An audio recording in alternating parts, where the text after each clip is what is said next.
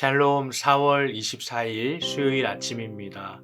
오늘 하루도 좋으신 하나님의 크신 은혜가 여러분의 삶 가운데 가득하시기를 간절히 기원합니다. 오늘 함께 볼 말씀은 신명기 33장 49절에서 51절 말씀입니다. 너는 여리고 맞은편 모압 땅에 있는 아바림 산에 올라가 르보 산에 이르러 내가 이스라엘 자손에게 기업으로 주는 가나안 땅을 바라보라.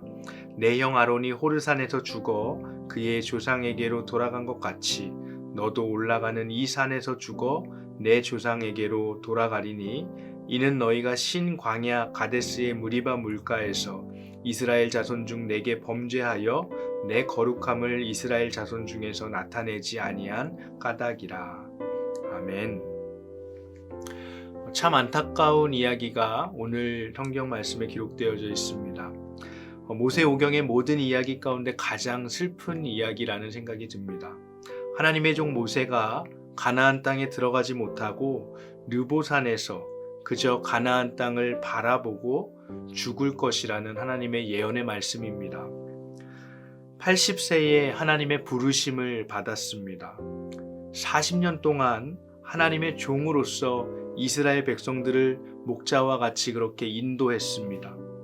그런데 그 수고와 헌신의 끝은 그토록 염원했던 가나안 땅을 목전에 두고 죽는 것이었습니다. 인간적인 눈으로 보면 하나님이 너무하다는 생각이 듭니다. 어떻게 하나님께서 모세에게 이렇게 잔인하게 하실 수 있나 하는 생각이 듭니다. 모세가 가나안 땅에 들어가지 못하는 이유에 대해서 오늘 신명기서의 말씀은 모세의 불순종 때문이라고 말합니다. 사실 이것은 이미 민수기 20장 7절에서 13절의 말씀에서 예고된 것이기도 했습니다. 모세는 신광야에서 물이 없어서 불평하는 이스라엘 백성들에게 물을 주라는 그 하나님의 명령을 받았습니다. 그때 모세는 분을 내면서 이스라엘 백성들에게 이렇게 말했습니다. 반역한 너희여 들으라. 우리가 너희를 위하여 이 반석에서 물을 내랴. 그리고는 반석을 지팡이로 2번 내리쳤습니다. 그 결과 반석에서 물이 나와서 백성과 짐승들을 다 먹였습니다. 하지만 하나님은 모세와 아론에게 이렇게 말씀하셨습니다. 너희가 내 목전에서 거룩함을 나타내지 않았다. 그러니 너희는 가나안 땅에 들어가지 못할 것이다. 사실 민수기 20장에서 모세의 불순종은 명확하지 않습니다. 그는 하나님이 시키는 대로 백성들에게 반석에서 물을 내었을 뿐입니다. 그러나 그는 이 일로 가나안 땅에 들어가지 못하게 되었습니다. 결과론적으로 보면 그는 하나님의 명령대로 반석에서 물을 냈고 백성들과 짐승들은 물을 먹었습니다. 그렇다면 무엇이 문제였을까요? 결과가 아니라 그 과정이 문제였습니다. 결과적으로는 반석에서 물을 내주었지만 그 과정에서 무언가 모세가 하나님 앞에서 범죄했고 하나님의 영광을 나타내 보이지 않았다는 말입니다. 민수기 20장을 보면 모세는 물이 없다고 불평하는 이스라엘 백성들에게 분노했습니다. 그래서 하나님은 지팡이를 가지고 반석에게 명하여 물을 내라고 명령하셨지만 모세는 하나님이 명령하지 않은 말을 굳이 합니다. 이렇게 말합니다. 우리가 너희를 위하여 반석에서 물을 내랴.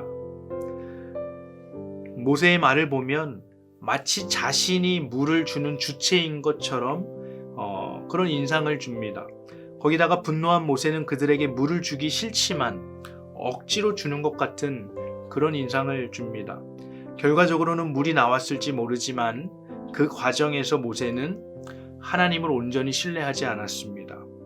하나님이 아니라 자신이 물을 주는 것처럼 그렇게 이야기함으로 하나님의 영광을 가로챘습니다.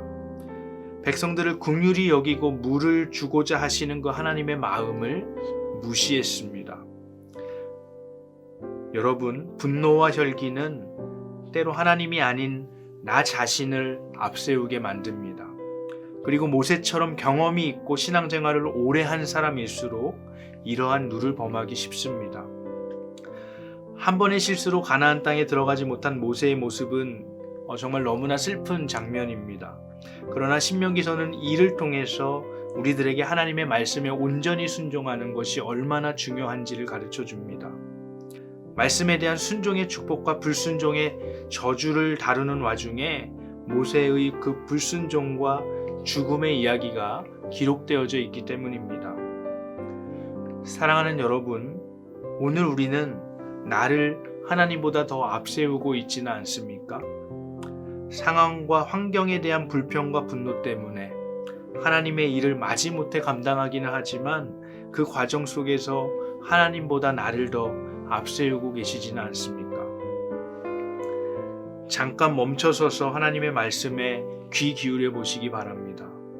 분노에 휩싸여 하나님의 영광을 가로채려 하는 나 자신을 내려놓고 잠잠히 하나님 앞에 나아가시기 바랍니다.